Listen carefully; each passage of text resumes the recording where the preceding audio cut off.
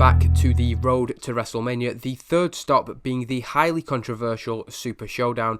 Due to the fact that the location we need isn't available in the game, we will be booking this show from Saudi, Australia. And with that said, let's get into the show. A video package opens the event promoting the biggest matches on the card. We have the Ultimate Dream match, Sting versus The Undertaker. There is also promotion for the two main title matches on the card before we go into the opening contest. The background for this one saw Sheamus target Roman Reigns, having beaten Shorty G and Mustafa Ali since his return to SmackDown. He then lost to the Big Dog via disqualification. Their rematch is as hard-hitting as you'd expect from a match including Sheamus. A good opening contest, two decent performances, particularly Roman Reigns putting in a good showing, but in 15 minutes and 35, Roman Reigns picks up a crowd-pleasing victory with a spear. He stands tall as we go into the second match of the night, one of the traditions of these Saudi shows, a huge battle royal for everybody who hasn't been booked. You can see on screen all the names who were involved in that match, but we get a final four of Braun Strowman, Cesaro, Rusev and Lashley.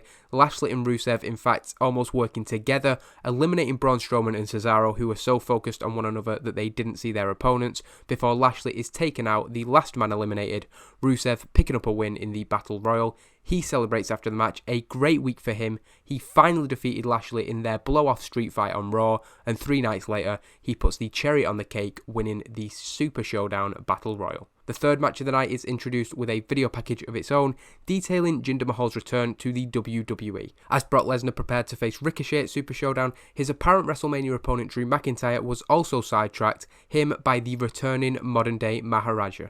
Playing on their history and friendship throughout the storyline, albeit without direct reference to their time in 3MB, Jinder and Drew have both picked up impressive victories during the month, with Heath Slater finding himself caught up in the crossfire. Heath Slater returned to Raw and was defeated by Drew McIntyre, only to be attacked by Jinder Mahal after the match. McIntyre stood up for Slater, but couldn't help him when Mahal squashed him 3 nights before the Super Showdown match. Jinder Mahal has got the better of Drew McIntyre on almost every occasion in the build-up to this match, and the reinvigorated Maharaja represents the final demons from McIntyre's past that he will have to overcome before he faces the WWE Champion at WrestleMania. It's not a good rating for the video package, and it's quite disappointing for the match, really, particularly seeing Drew McIntyre with a 49 rating there. Jinder Mahal isn't much worse than him. This is a guy who's going to be in one of the marquee matches at WrestleMania, getting a 49.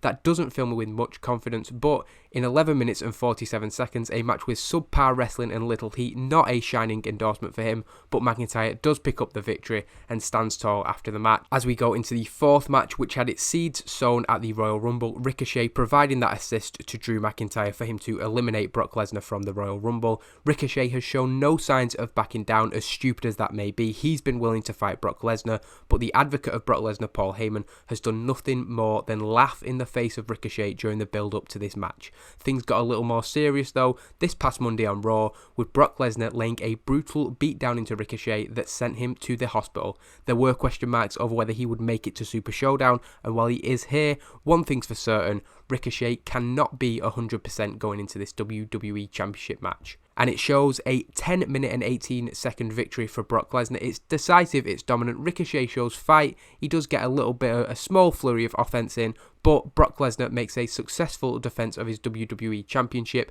An 85 from Brock Lesnar, that is much more encouraging. He's certainly going to have to carry the match against Drew McIntyre at WrestleMania. He makes it clear after the match he is ready for WrestleMania, just as Drew McIntyre had proved earlier. And we go into the next match, the second title match on the card. Miz and Morrison earned their title shot a few weeks ago, and while the Usos have stuck their noses into the rivalry, even suggesting that the Miz and Morrison attacked them in the back, they haven't yet been able to force themselves into the title picture.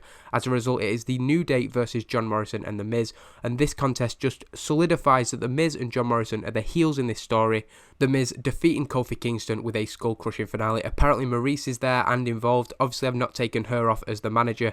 I don't think if this show went down in real life, Maryse would be at ringside, but nonetheless, it's some sort of tainted victory. It's perhaps a handful of tights, something like that. They celebrate with the titles as the commentators put over their questionable tactics, but they're not going to care because they are the SmackDown Tag Team Champions. The sixth match also gets its own video package and is the one I'm expecting most from on the night. Randy Orton standing up for his former partner Edge, who had returned on his own terms only for it to be overshadowed by an attack from Seth Rollins. The assault resulted in Edge being sent to the hospital, and he has not been seen since the night after Royal Rumble. Seth Rollins has made himself public enemy number one in the WWE, all the roster, but particularly the likes of Kurt Hawkins and Zack Ryder taking issue with his actions. Randy Orton, however, has ensured that he was the head of the queue, vowing to be the one to get the revenge that Edge is currently unable to exact on Seth Rollins. It's a very good match. Like I said, it's probably going to be the best match of the night. 86 from Randy Orton, Seth Rollins with an 85. Two really good performances, superb wrestling and good heat, getting the crowd buzzing. But despite the determination of Randy Orton, he is unable to deal with the presence of Buddy Murphy at ringside, who helps Seth Rollins defeat him in a very good match. Probably should have main evented. Again, the usual tactics from Seth Rollins, who picks up a huge victory thanks to his tag team partner and fellow tag team champion Buddy Murphy. We then promote the Universal Championship match, a video package showing Kane's return to face The Fiend. The Fiend had targeted those who he felt had stayed too long in the WWE, with multiple teases throughout the month that he would challenge The Undertaker for Super Showdown. Instead, The Undertaker's brother Kane stepped up to the plate, hitting a chokeslam to The Fiend and setting up this match in Saudi Arabia.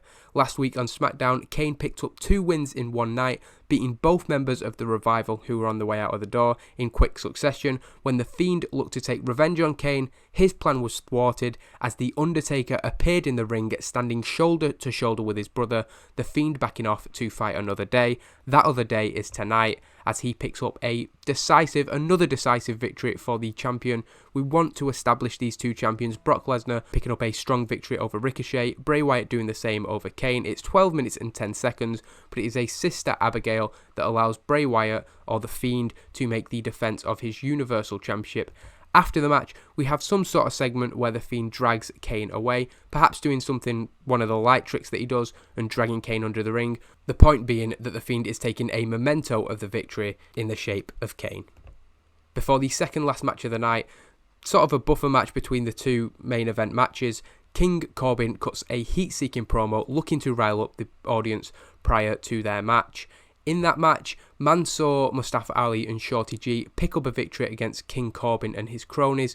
Some sort of miscommunication between Corbin's group allows Mansoor to get a hometown victory over Robert Roode. They celebrate after the match, Shorty G and Ali raising Mansoor's hand in the middle of the ring, hopefully getting the crowd up, hopefully getting a bit of a pop as we go into that huge main event, the ultimate dream match. A video package puts over just how much this match means to the WWE Universe. During the build-up, we had talking heads, WWE superstars, alumni, people who worked with both men in the past, talking about how huge it is to finally see these two men face off in a ring. First time it happened was on SmackDown, and that is thus far the only time they have been face to face in a WWE ring. The last 2 weeks have seen them appear once each, Sting cutting a promo to hype up the match before The Undertaker did the same 6 nights ago on SmackDown. Super Showdown, therefore, the second time they have shared a ring, the first time since the dream match of dream matches was confirmed. As expected, it's not really a great match. It's a 64C rating, The Undertaker with a 73, Sting visibly tiring and getting a 60. It's all about the characters in this match. I didn't expect something to have excellent in-ring action sort of thing, but it is disappointing to get only a 64 for what is supposed to be one of the most anticipated matches of all time.